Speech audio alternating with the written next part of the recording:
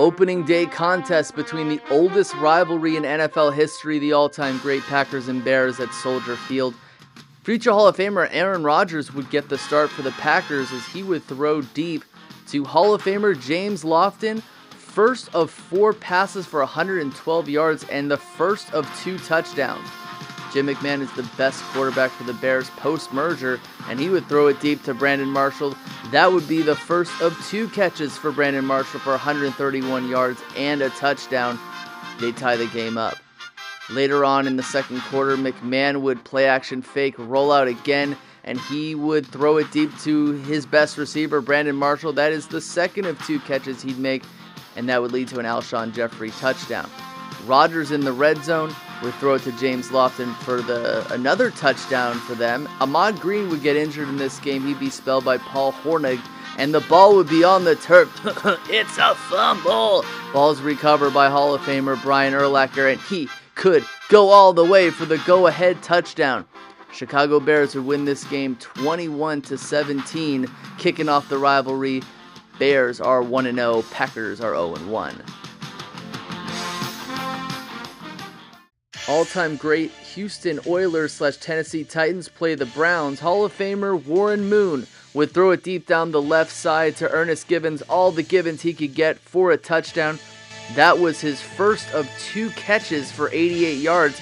He was a great player in Season 2 of the BTFL. Baker Mayfield would make the best quarterback of the Cleveland Browns. He would give it to the Hall of Famer Paul Warfield. This would be a flip to the left for Mike Pruitt.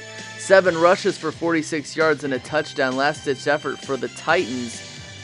Down by 3. Incomplete to Drew Hill. Jim Brown would score another touchdown as the Browns win 17-7 over the Titans.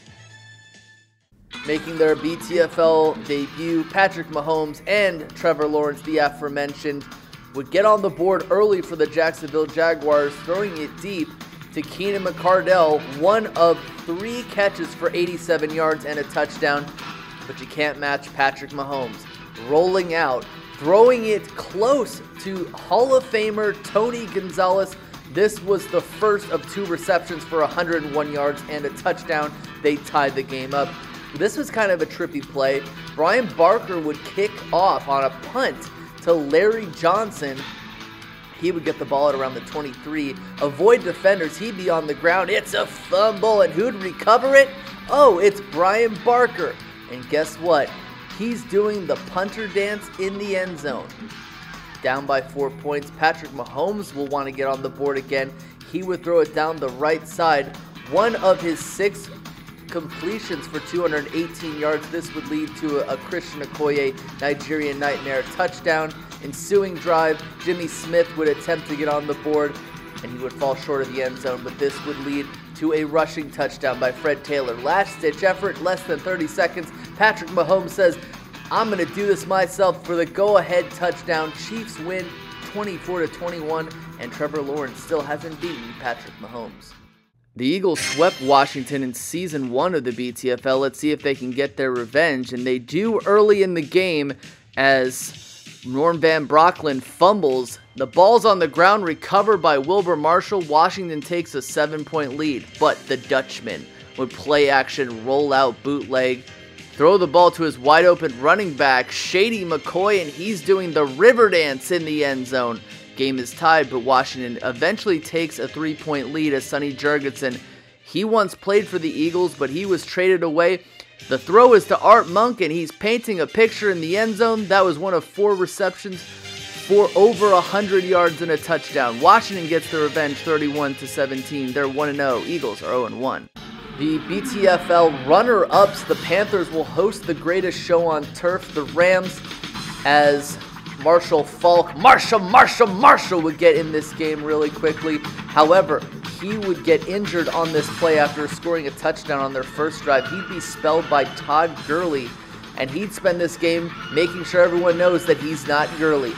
Todd Gurley, this was 1 of his touchdowns off of 119 rushing yards. But Cam Newton would attempt to get back in this game. Trippy play as the ball's intercepted. It rolls on the ground. It's recovered by Steve Smith Sr., and that's his first of 2 touchdowns in this game. The Panthers would attempt to get more points on this drive, a la Steve Smith. Steve Smith had 2 receptions for 84 yards, and this was his second touchdown, like I said already, 21-14, but Cam Newton makes a mistake.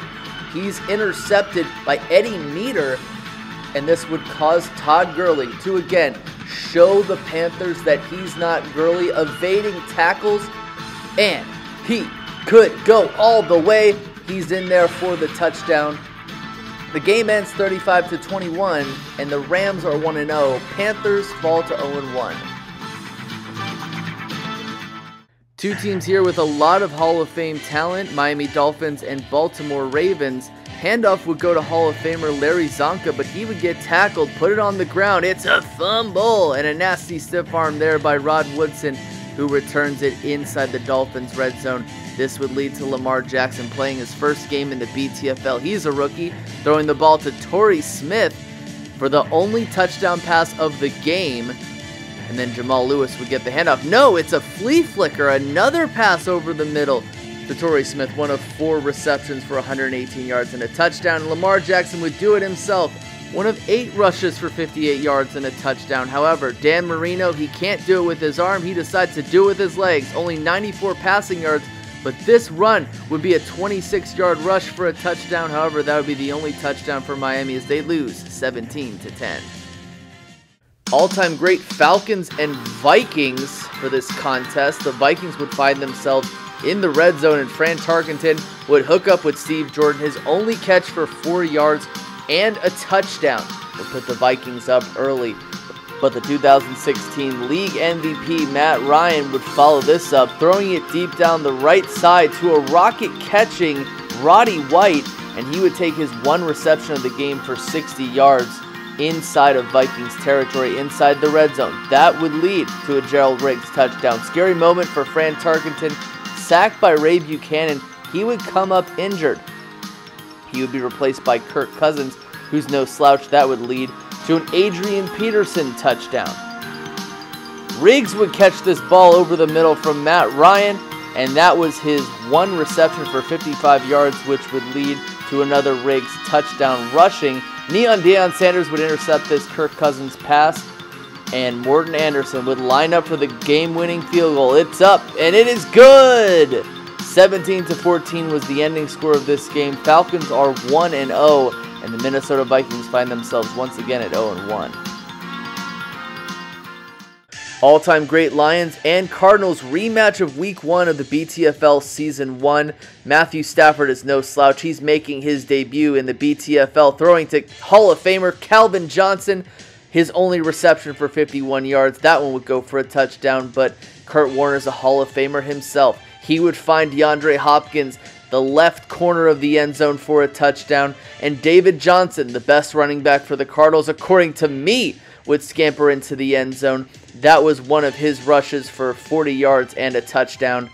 Larry Fitzgerald is a future Hall of Famer. He's old reliable. He gets into the end zone for the touchdown for Kurt Warner's second of the day. Larry Fitzgerald would almost get into the end zone again as he catches another one of Kurt Warner's passes for 119 yards, but Warner would do it himself on that drive, scamper in up 28-7. Matthew Stafford saw the Hall of Famer do it, and he said, I'm going to do it too. Go down by 2 touchdowns. Stafford trying to get back into the game. He finds Herman Moore, who was the best receiver of the game for the Detroit Lions, not even Calvin Johnson, and this would be another pass to Herman Moore, one of 4 receptions for 137 yards and a touchdown. Lions need to recover an onside kick to stay in this game. 30 seconds left, and the Cardinals recover. Cardinals win this game again, 28-21, and the Lions are still 0-1. Game of the week between the all-time great Bills and Jets. Bills are getting revenge because they lost and got swept by the Jets in Season 1. But we start off with Hall of Famer Broadway Joe Namath completing this deep pass to Al Toon, getting by the corner, and Al Toon is watching cartoons in the end zone. They would take the 7-point lead, but the Bills wouldn't stay down for long as Thurman Thomas would scamper into the end zone, one of 3 rushes for 61 yards and that aforementioned touchdown. But the Jets would take the lead again. Wayne Chrebet, one of the most underrated receivers in New York Jets history, would put the Jets up by 7 points. Jim Kelly goes back to the red zone, finds James Lofton, the best receiver for the day for the Bills, but Thurman Thomas would get injured. He gets spelled by Fred Jackson, who had a pretty decent game, including this long pass for 59 yards and a touchdown on the seam route, which would put the Bills up by 4 points. And then he would also fumble, so we got the good and we got the bad. The ball would go on the ground, recovered by Mark Gastineau, but he was too stinky for the end zone. Another turnover for the Bills on the next drive as Jamal Adams intercepts this pass, and that one would lead to a touchdown rush by Curtis Martin. But James Lofton, best receiver for the day for the Bills, he could go all the way for the go-ahead touchdown. Jets were unable to come back. Bills win 28-27, and they get their first win against the Jets in the history of this game. We got the Goat Bowl. Joe Montana and Tom Brady. Let's go. Tom Brady will start off with the ball in the first quarter. He would find deep down the right side Mike Evans, who was his favorite receiver in this game, and he would catch 6 passes for 236 total yards. That was his first of 3 touchdowns. Second chance here as Mike Evans gets another touchdown catch, 2 out of his 3 touchdown catches. But Joe Montana, he's Joe Cool. He would find Terrell Owens down the right side. That would lead to a Joe Montana scamper for a touchdown. Tom Brady would make a mistake here, throwing an interception to Neon Deion Sanders. That was his second interception on 2 different teams. And then Tom Brady would find Hall of Fame receiver Jerry Rice. He's got the touchdown. Down by 3 are the 49ers, and Vernon Davis would catch this one, not crying in the end zone this time, as the 49ers go up by 7 total points. Brady to Mike Evans for the hat-trick touchdowns, and the game is tied. However, we knew that Joe Montana, who has never lost a Super Bowl in his whole career, he would never say die. He'd never say, I'm going to lose, I'm going to throw it to Frank Gore, the ageless wonder. And then Joe Montana would throw it over the middle, the skinny post to Terrell Owens. The Buccaneers, Tom Brady would not be able to get back into this game. This 4th down pass is incomplete. Turnover on downs. San Francisco wins 31-24 over the Buccaneers. This was the laugher game of the week. Seattle Seahawks would absolutely dominate the Cincinnati Bengals. Sean Alexander, the MVP of the 2005 NFL season, he would run 8 carries for 142 yards and 3 touchdowns. Russell Wilson, he would fare pretty well himself as he would throw for a deep touchdown to Steve Largent, 63 yards and a touchdown.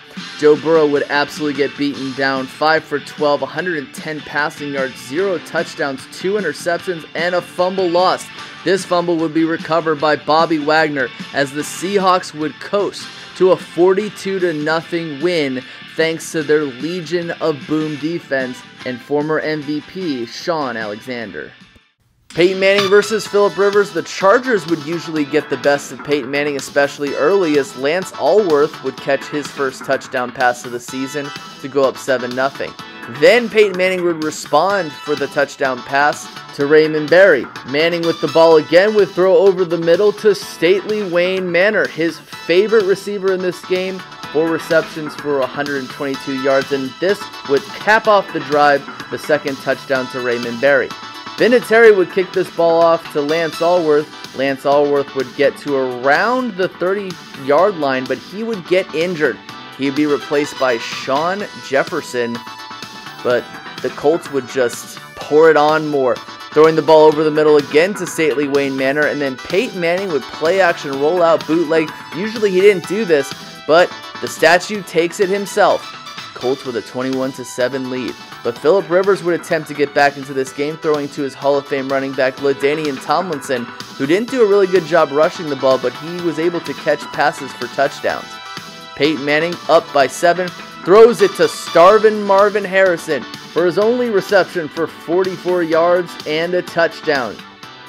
Phillip Rivers would find himself play actioning at the end of the game. Not much he could do. Gary Brackett sacks him, and he would get injured. He will be replaced by Dan Fouts, but the Chargers would lose 28-14. Colts are 1-0, Chargers 0-1. Giants did not beat the Cowboys in BTFL Season 1. They're going to try to get revenge, and we'll have Eli Manning attempt to get that. This was his one touchdown of the game. Pass to Odell Beckham, 1 of 46 yards for a touchdown for Odell Beckham. But the player of the game was CeeDee Lamb. Making his debut in the BTFL, he had 2 touchdowns in this game with 73 receptions. Saquon Barkley would help get the Giants the lead, and then again CeeDee Lamb with his second touchdown to tie it up. The Giants would go for it on 4th down, which they don't need to do. The pass would be incomplete. This would set the Cowboys up for the game-winning field goal, and Dan Bailey is good! The Dallas Cowboys win 17-14, and Eli and the Giants don't get revenge.